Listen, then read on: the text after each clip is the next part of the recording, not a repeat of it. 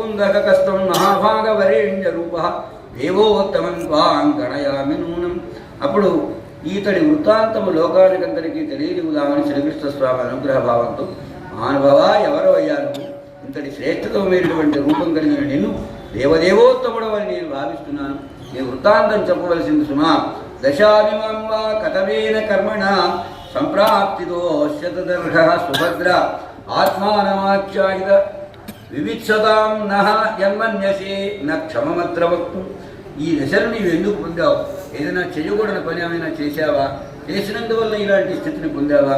నీ వృత్తాంతం ఏమిటి చెప్పవలసిన సుమా అని ప్రార్థన చేస్తే అప్పుడు ఆయన చెబుతున్నాడు మహారాజు, ఇది స్మ రాజా సంపృష్టక కృష్ణేన అనంతమూర్తిన మాధవం ప్రణిపత్యాగ కిరీటేన అర్కవర్చస.